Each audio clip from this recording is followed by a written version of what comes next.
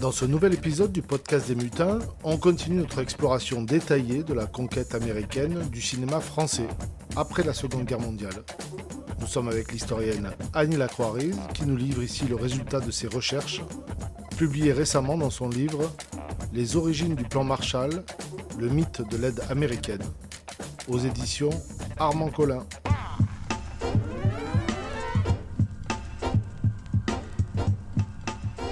Épisode 3, un second marché par la force. Il faut le dire parce que c'est clair à la lecture des archives.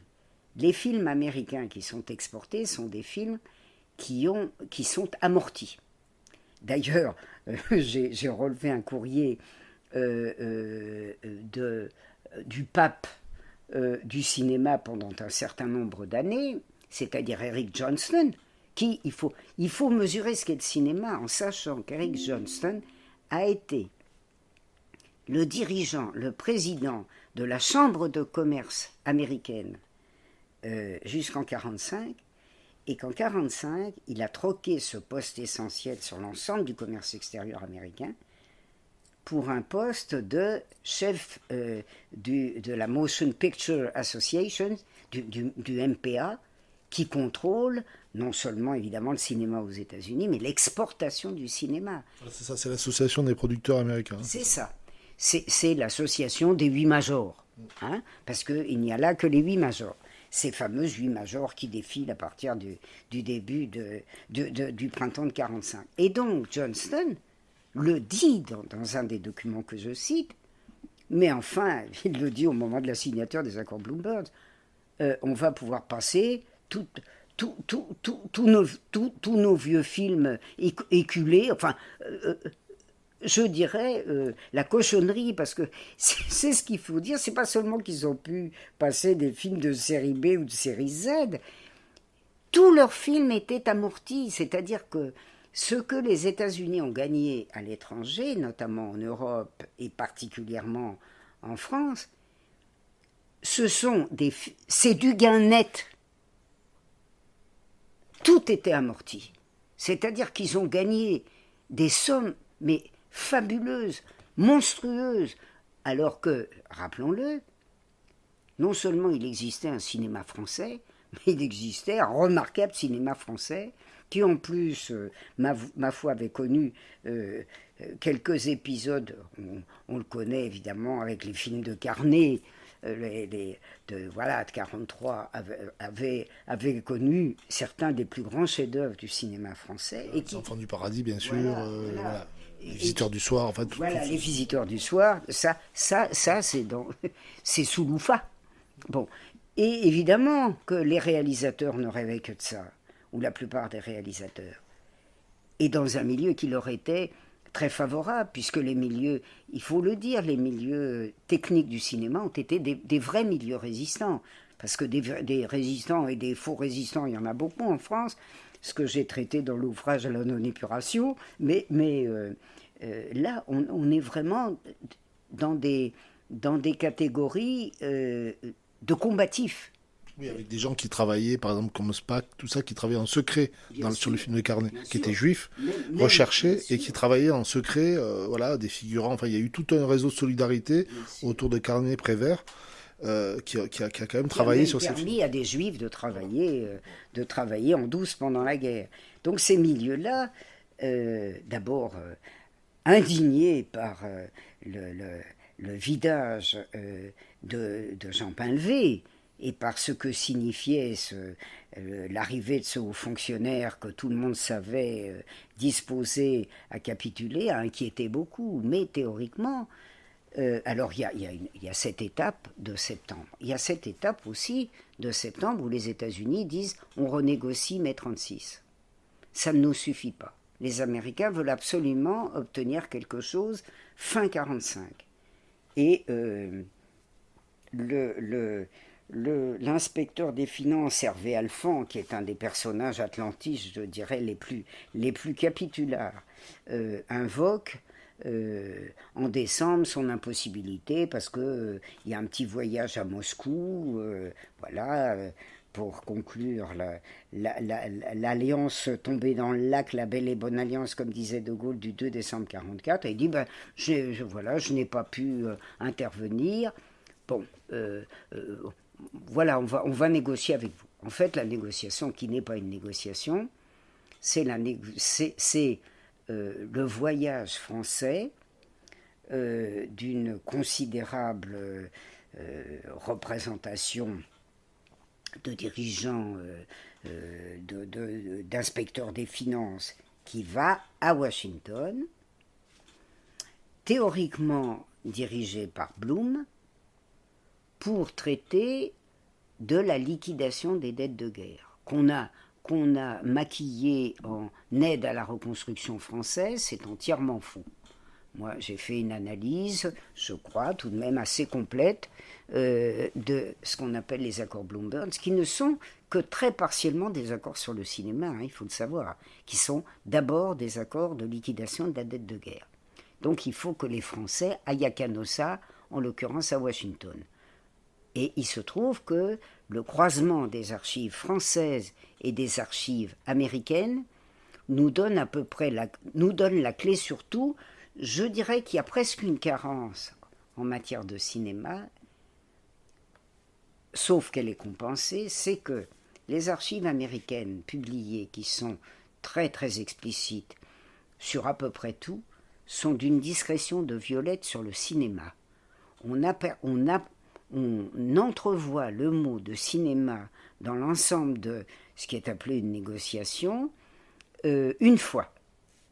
Or, c'est un pan évidemment non négligeable de la discussion. Je rappelle l'importance du personnage de Johnston, hein, pour qui la question ne se pose pas.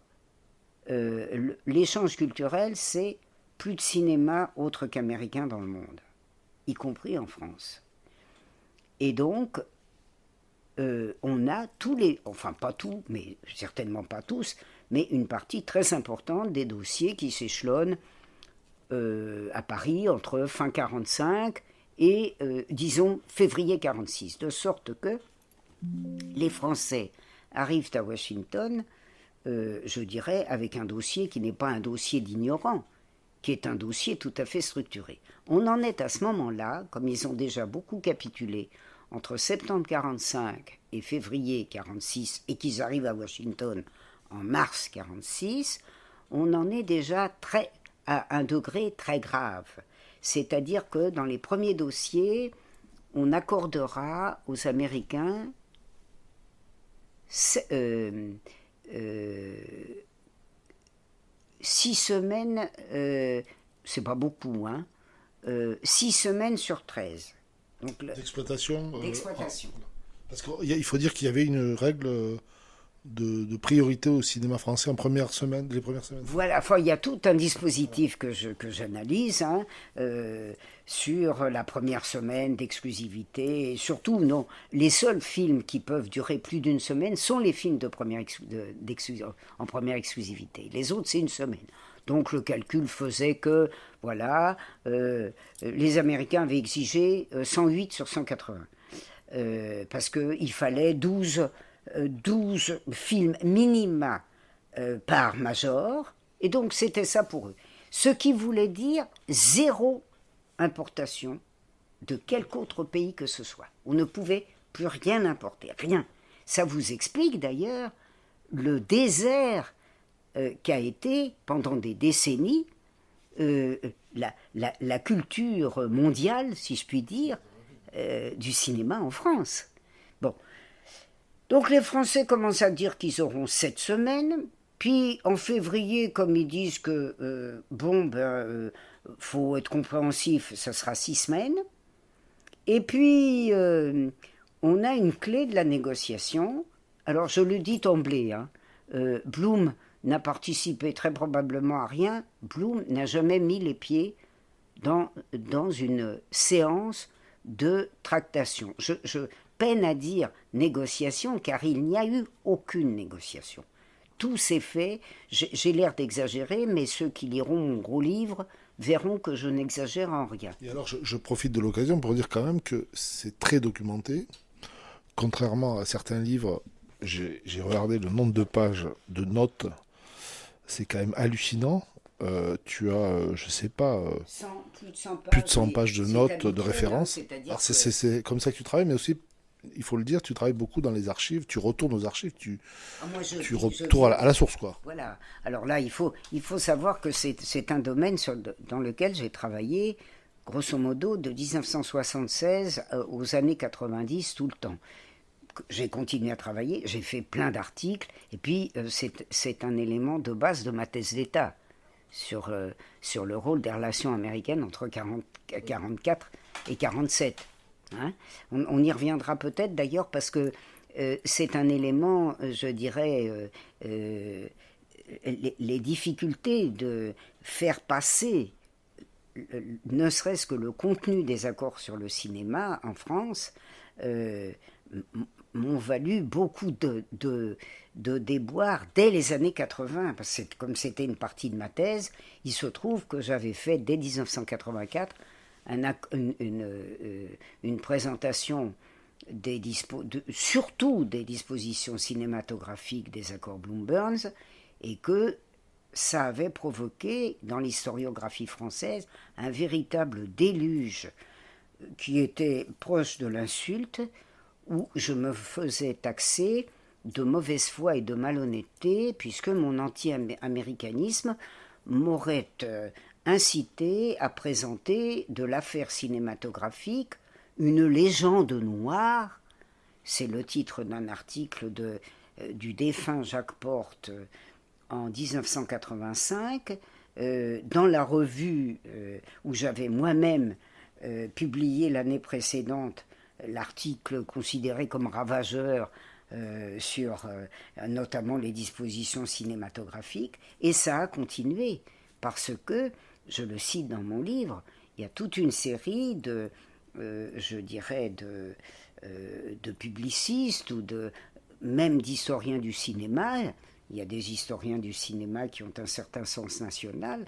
Il y a un historien du cinéma, dont un de ses collègues d'ailleurs a dit après son décès, il s'appelle Jean Collat, qu'il avait pris une position surtout politique. C'était un membre de la SFIO et il adhérait absolument à la présentation officielle qui avait été celle de Bloom des accords sur le cinéma. Or, il disait, il faut quand même le savoir, il faut voir ce qu'est la guerre culturelle, c'est-à-dire qu'un historien du cinéma puisse, décédé en 2018, puisse, dans des articles des années 90-2000, dire que les accords Bloom-Burns ont sauvé le cinéma français d'une ruine certaine, aucun document comme ceux que j'ai consultés, et je n'ai même pas pu consulter d'américains, aucun document ne permet d'établir ça. Je dirais que tous les documents français établissent l'histoire d'une véritable bérésina, et évidemment d'une bérésina, il faut le dire, c'est le seul élément des accords Bloom-Burns qui soit clair. Car nous avons les accords sur le cinéma du 28 mai. Nous les avons. On a l'exemplaire du 27 même. Donc on le connaît, cet accord. C'est un accord qui établit la position de capitulation à laquelle on était parvenu, en fait en avril.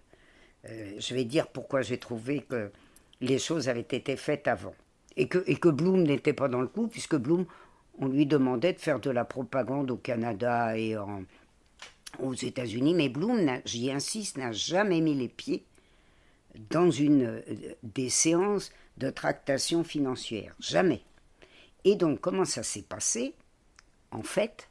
Eh bien, c'est Claire Wilcox, qui était le chef des bureaux du département d'État, le chef du commerce extérieur du département d'État, qui tous les jours énonçait ses exigences, parmi lesquelles les exigences cinématographiques.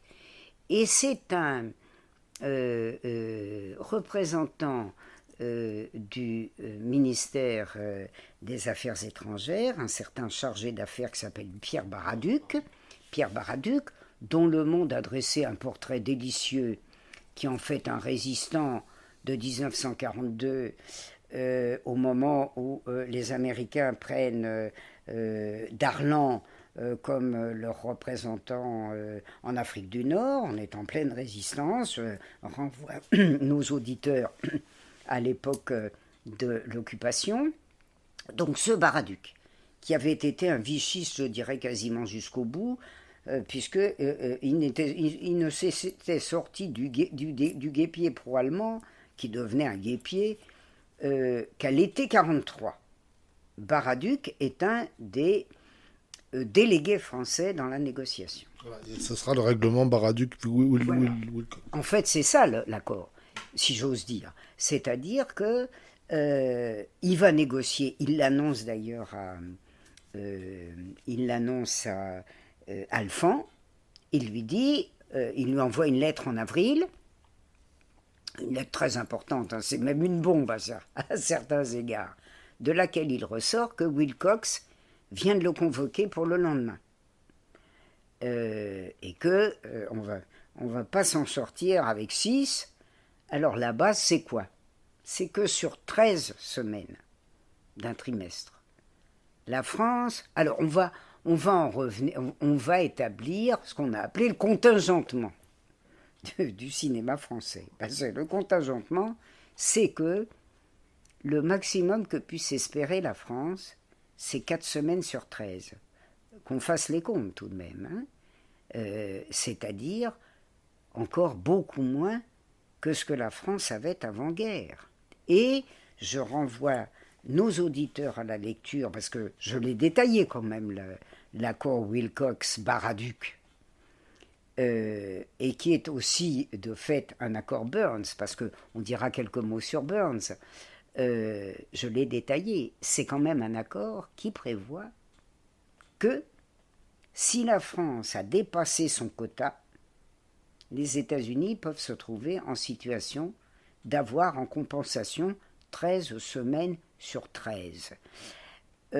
Qu'un intellectuel français puisse expliquer et pu expliquer au XXIe siècle qu'un accord qui prévoyait 13 semaines de cinéma américain sur 13 semaines, et donc, parlons peu, parlons bien, la disparition pure et simple du cinéma français, je dirais, montre à quel degré de la guerre culturelle, comme disait très bien la grande observatrice Frances Saunders dans un livre qui porte ce nom, à quel point la guerre culturelle a été gagnée par les États-Unis.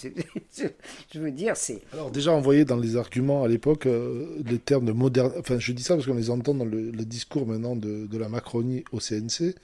C'est la modernisation, nécessité de mesurer,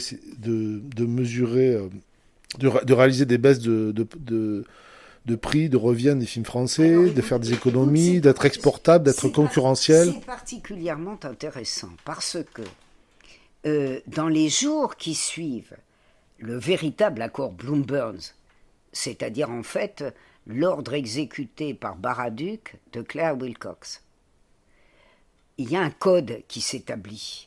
C'est-à-dire que Monet envoie à ses petits camarades du plan de modernisation, lequel est très lié aux tractations avec les États-Unis, comme je le montre, un petit message codé, qui est un message codé qui doit expliquer les choses aux États-Unis. Qu'est-ce qu'il dit? Il dit, finalement, étant donné qu'on va avoir une décision sur le cinéma qui va conduire à la modernisation du cinéma, à la baisse des coûts de revient, on est dans les termes mêmes que tu viens de citer.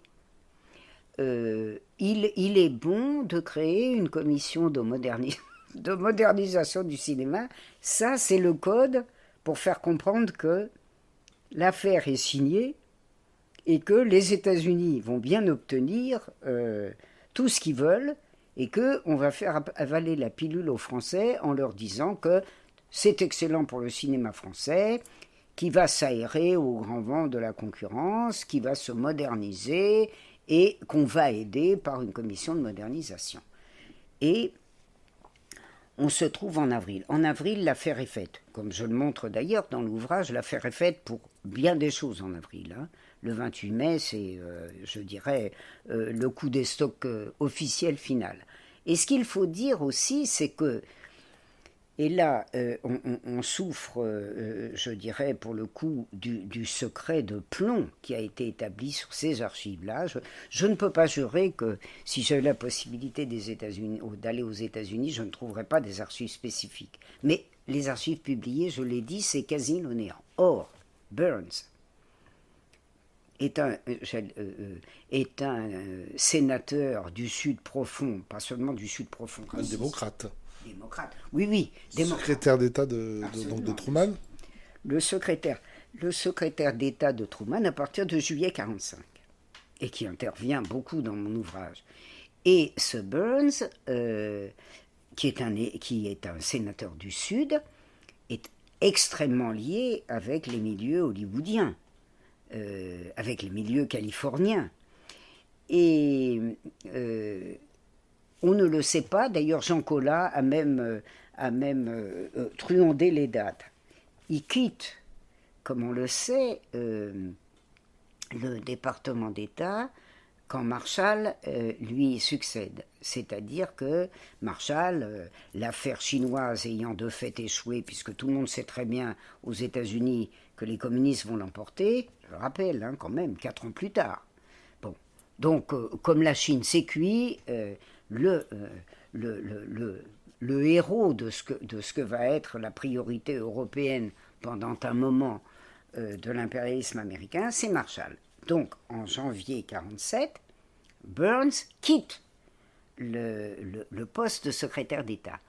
Or, dans l'immédiat, que se passe-t-il?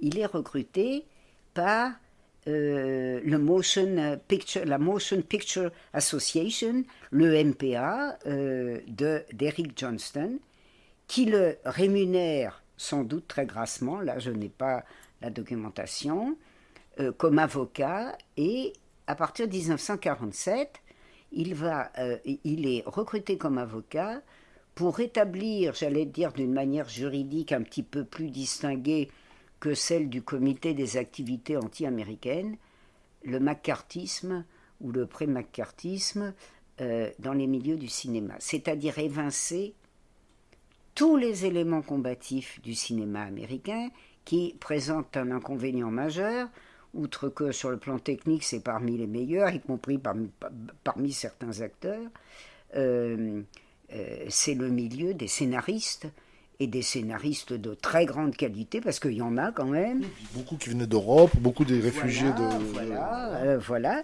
Et donc, il a été, ce que personne ne dit, et alors, Jean Collat disait qu'il avait été recruté plus tard. Bon, ben non, il est immédiatement récompensé, et il va animer la lutte anticommuniste. On a des travaux qui ne sont pas traduits, notamment une thèse qui montre à quel point il a joué un rôle déterminant dans ce qui a ravagé le cinéma américain. Et donc, avec les grands procès qu'on connaît, les archives existent. Il faut y insister. Il est fort important de savoir que même dans ce domaine, en réalité, on n'est pas dans le domaine de l'idéologie, et pourtant on semble y être, puisque le maccarthisme, c'est au fond le triomphe apparent de l'idéologie. Mais il se trouve que, comme en France, le milieu technique cinématographique était un milieu extrêmement revendicatif et avait fait plier les studios, avait fait plier les majors.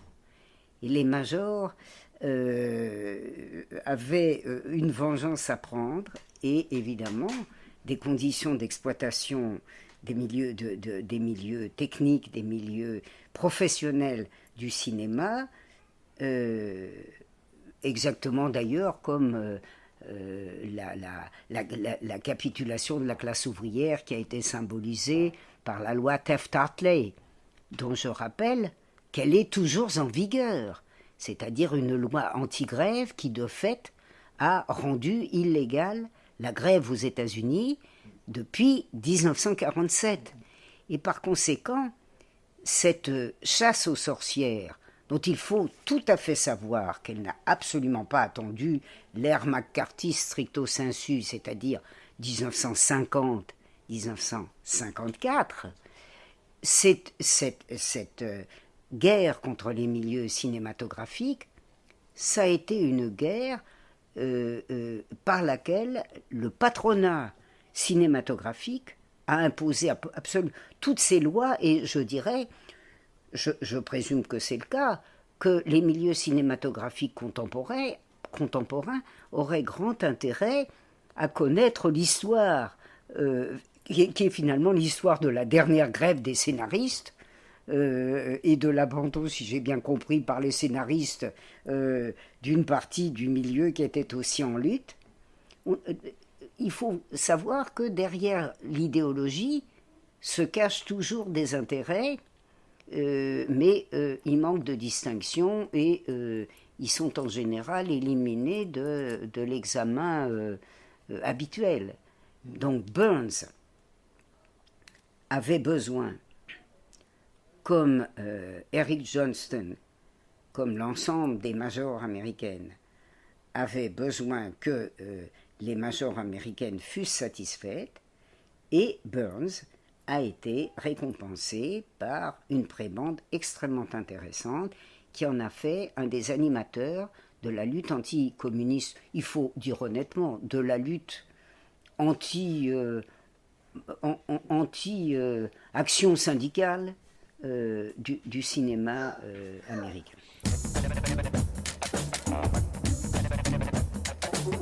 Le petit-fils d'Annie Lacroix a terminé sa sieste. On fait une petite pause et on se retrouve avec l'historienne dans le 4e et dernier épisode, Zina et résistance du cinéma français.